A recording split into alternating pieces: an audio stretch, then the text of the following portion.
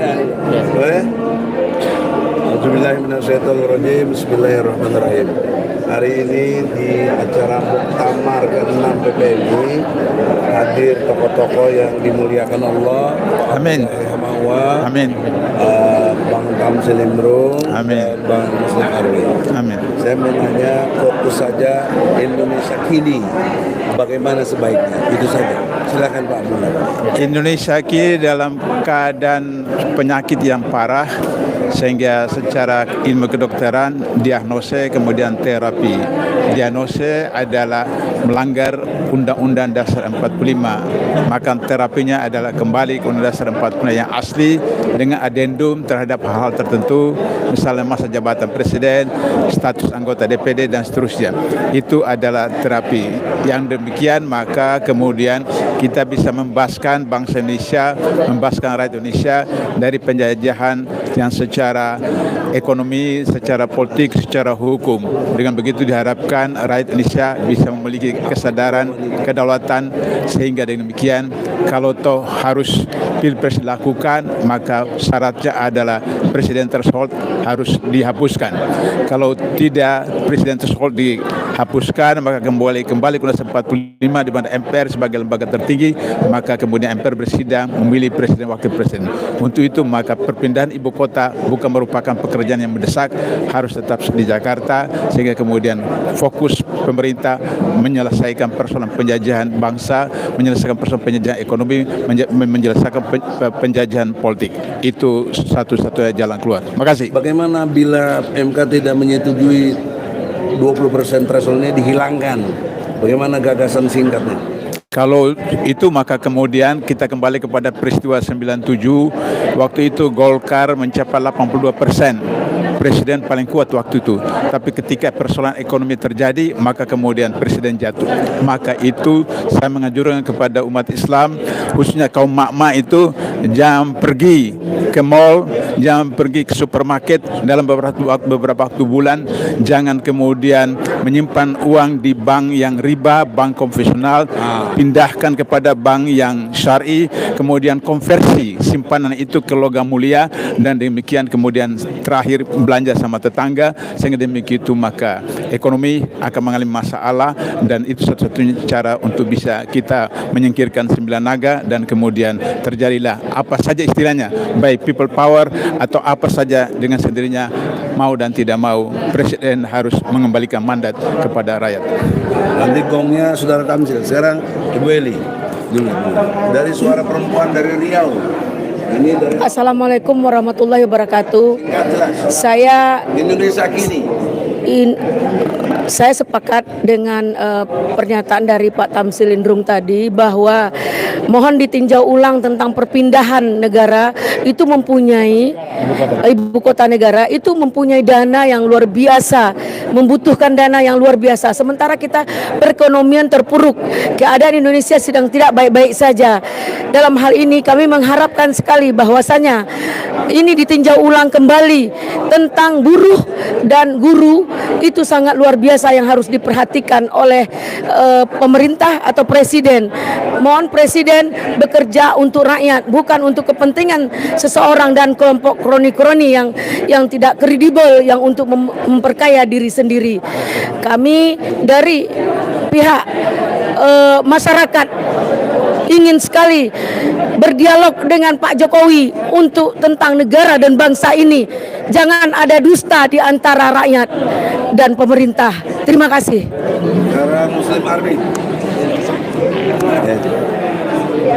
Singkat lah. Indonesia kini menurut Bismillahirrahmanirrahim. Assalamualaikum warahmatullahi wabarakatuh. Indonesia kini Indonesia yang sedang gawat darurat. Di mana gawat darurat itu? 2 periode presiden yang dipimpin oleh seorang presiden yang senang gemar melanggar undang-undang. Contoh yang paling konkret adalah ketika pemilu ditetapkan pada tanggal 14 Februari 2024. Tetapi di satu sisi Presiden Joko Widodo berkampanye terus-menerus, datang ke berbagai pelosok berkerumunan melanggar prokes. Sedangkan Habib Rizik dianggap melanggar prokes, kemudian Habib ditangkap. Sedangkan Presiden melanggar prokes di mana-mana tidak ditangkap. Ini pelanggaran undang-undang. Dan menurut saya pelanggaran undang-undang atas hal-hal yang terkait dengan presiden itu adalah jelas-jelas itu adalah melanggar konstitusional. Tetapi 72%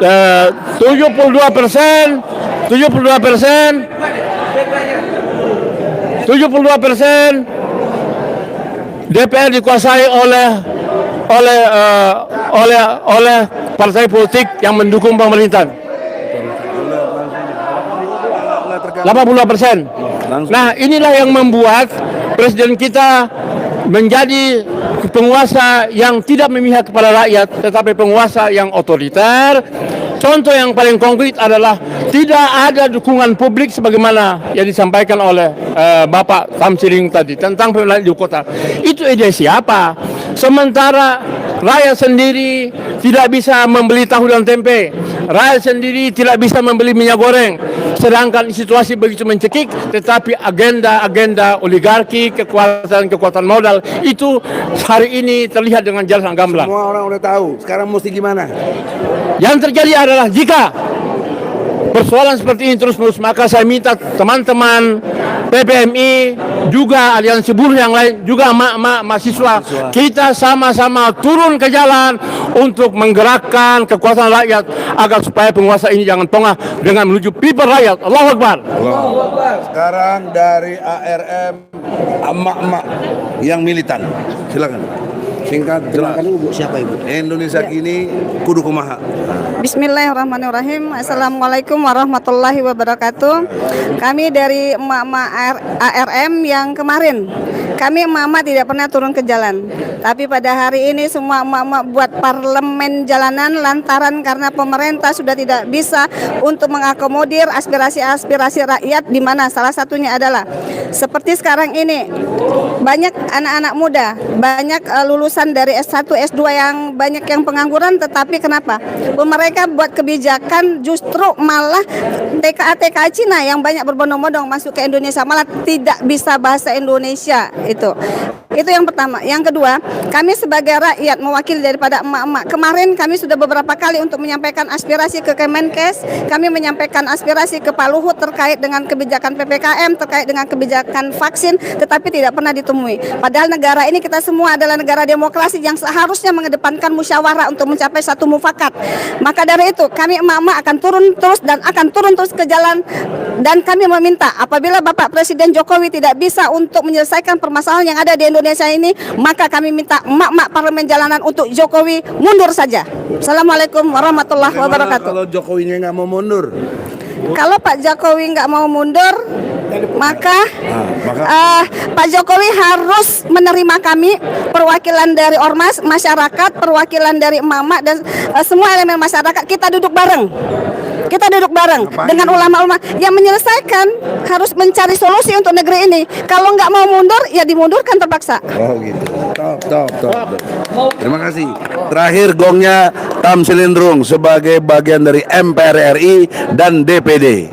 Insya Allah calon wakil presiden. Amin.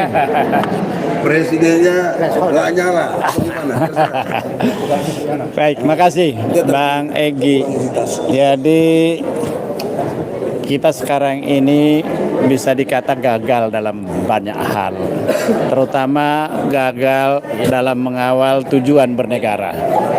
Terus? Indikasinya sangat sederhana, angka kemiskinan semakin meningkat, jumlah pengangguran semakin meningkat, gini rasio semakin meningkat, jadi jarak terjadi kesenjangan yang sangat luar biasa antara yang miskin dengan yang kaya. Penguasaan aset oleh segelintir orang ini menjadi permasalahan yang sangat mendasar. Saya kira masalah leadership salah satunya, yang kemudian itu ditandai dengan hilangnya trust terhadap kepemimpinan nasional. Karena apa? Karena kita selalu disuguhkan suatu realitas yang sangat berbeda dengan apa yang dia katakan. Jadi ini kalau dibawa ke Al-Quran, Allah sangat tinggi kebencian kepada orang yang hanya bisa mengatakan sesuatu tapi tidak melaksanakannya. ya ayyuhalladzina amanu lima taquluna ma la taf'alun kabura maqtan indallahi an taqulu ma la taf'alun. Dan kita sehari-hari selalu disuguhkan suatu fakta antara pernyataan dan kenyataan yang diametral antagonis, yang sangat berbeda. Karena itu saya kira kalau ini terus-menerus terjadi, maka susah dihindari untuk terjadi suatu pembangkangan sipil ataupun people power.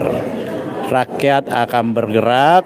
Kalau saat ini hanya antri minyak goreng, nanti bisa menjadi sejarah bahwa kejatuhan suatu rezim diakibatkan oleh kelangkaan minyak goreng. DPD kalau bergerak dahsyat, karena tiap daerah ada 4 orang ada yang 1 juta yang mendukung, bahkan lebih, ada yang 2 juta kalau Jawa Barat ya. 4 juta. 4 juta malah, Masya Allah. Satu orang. Namanya itu senator. Iya. Nah kalau dari DPD seperti Bang Lanyala dan Bang Tamsil bergerak mimpin people power, berkenan tidak? Jadi yang sekarang bagi kita apa yang dikehendaki oleh rakyat, kami berada pada posisi itu karena itu kalau harus turun dan turun. Kalau emak-emak mau ke DPR mau melakukan zikir nasional untuk meminta pertobatan nasional, itu sangat bagus. Supaya orang-orang DPR ini didoakan supaya dia berubah sikapnya memihak ke rakyat. Ini aspirasi Mama. Ya. Saya kira bagus. Sudah datang ke DPRD, kami sudah datang ke Kejari, kami DPD belum. Sudah. Kemarin DPD. kami ke DPRD sudah, DPD belum. Ya. Jadi bukan hanya datang satu kali, tapi datang dengan berkali-kali dan dengan jumlah yang terus bertambah. Kemarin saya datang ke Karawang dan saya menghadiri satu acara yang jumlah manusianya itu lebih 100.000, 160.000. Sampai tengah malam kami di sana itu. Dan luar biasa mereka mendorong supaya kita melakukan perubahan untuk kebaikan bangsa ini ke depan. Sekalian jalan, ini juga program DPD sosialisasi kepada masyarakat ya. Ya. Minimal masyarakat buruh. Dalam Ya. hal ini PPMI. Nah ke depan harapan saya seperti tadi himbauannya, seluruh masyarakat yang punya kepentingan untuk perubahan, datanglah markas kita di DPD. Karena DPR telah mandul, kita munculkan DPD. Ya. Allahu Akbar. Allahu Akbar. Ada pendapat lain yang mau tambahkan? Itu Mau tambahin? Kalau nggak ditutup? tadi Pak Tamsil bilang mak-mak ditantang untuk datang ke DPD RI untuk berzikir, untuk berdoa bersama seluruh mak-mak se-Indonesia. Ya, coba mana jawabannya? Siap, taubat nasional. Siap. Oke, terakhir Bang Dul, Siap. tutup. Mau nambahin? Oh iya, lupa. Ini loh. Langsung. Ini ketua PBH ini, kebalik dulu. Nah, Bismillahirrahmanirrahim. Assalamualaikum warahmatullahi wabarakatuh. salam. Jadi pada kesempatan yang baik ini, insya Allah kita akan coba untuk menginisiasi sekaligus mensosialisasikan agenda besar, yaitu silaturahmi dan rembuk nasional rakyat Indonesia. Kapan itu? Kapan? Insya Allah paling lambat bulan Mei, insya Allah. Mudah-mudahan kelamaan. Sebelum masuk puasa deh. Kalau Bang Egi bilang kelamaan berarti kita percepat ini. Kalau bisa sebelum Lebaran. Jadi kalau udah puasa nggak enak orang. Sebelum puasa, Maret. Insya Sebelum Allah. puasa. Insya Allah. Jadi sebenarnya kita ingin mengumpulkan para tokoh-tokoh bangsa untuk bagaimana berbicara bersama untuk memberikan solusi terhadap jalan keluar terhadap problem kebangsaan kita hari ini. Sekarang kita kumpul aja di DPD. DPD udah menerima kita, ketuanya udah welcome. Siap. Anda aja kemarin ada PMI di sana. Alhamdulillah. Jadi pusat kita di DPD, DPD punya konstitusional menegur DPR karena anggota DPD juga anggota MPR. Ya. Itu silakan. Sip, saya kira senada dengan Bang Egi ya. Mohon doa. Persoalan kampanye akhir Maret sebelum puasa. Ya. Jadi kita punya target yang jelas. Ya, belum Maret. Ya, insya Allah sebelum puasa. Sebelum puasa. Terima kasih. Pertanyaannya saudara Tamsil yang dimuliakan Allah, insya Allah akhir Maret kita kumpul di DPD sebanyak mungkin. Ya, siap. Sebanyak mungkin. Siap. People power akan Siap. terjadi, insya Allah. Allahu Akbar. Nah, sini. Allahu Akbar. Ya, silakan. Saya kira kapanpun di DPD Ya. selalu siap untuk menerima. Cuma yang perlu dipertimbangkan kalau masa reses aja supaya Kasih tahu jangan lagi reses. sekarang ini reses sampai tanggal 13 Maret. Jadi kalau akhir Maret itu lagi masuk. Nanti pertengahan April reses lagi. Karena menjelang Idul Fitri. Ya. Sampaikan salam dengan Lanyala lewat sini juga. Iya. Siap mimpin. Siap, terima. Jangan tenggelam. DPD sekarang berbeda dengan sebelumnya. Bersama rakyat, rakyatnya tenggelam, dia timbul. Nah, pokoknya Dul, bagaimana Bang Dul? Terakhir. Ini udah jelas kan? ya. Terakhir, satukan pikiran, satukan hati, satukan langkah. Masya Allah. Kemudian laksanakan apa yang diputuskan khususnya oleh PPMI pada hari ini. Kemudian tidak usah takut dua hal. Jangan takut mati, jangan takut miskin. Karena soal ajal, soal rezeki itu urusan Allah Subhanahu wa taala. Karena itu maka bersatu, berjalan, berjuang teguh. Allahu Akbar. Allahu Akbar. Allahu Akbar. Supaya tidak liar, Ketua PBHMI Afandi Ismail bersama Presiden PPMI Daeng sebagai motor penggerak untuk pertemuan akhir Maret di DPD Dengan mak-mak, dengan tentu Mama, ARM. sama Ibu Mary, ARM. dan lain sebagainya. Semualah. Insya Allah. Semoga begitu dan Allah redho. Amin. Terakhir tambahan Tamsil cukup. Cukup kalau demikian kita berharap redha Allah.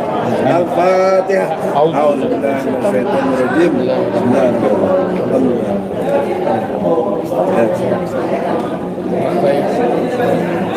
Amin ya Allah, kabul ya Allah.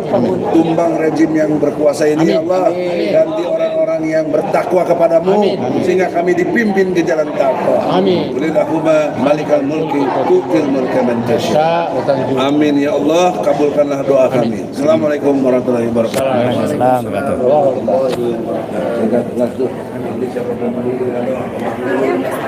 Pak.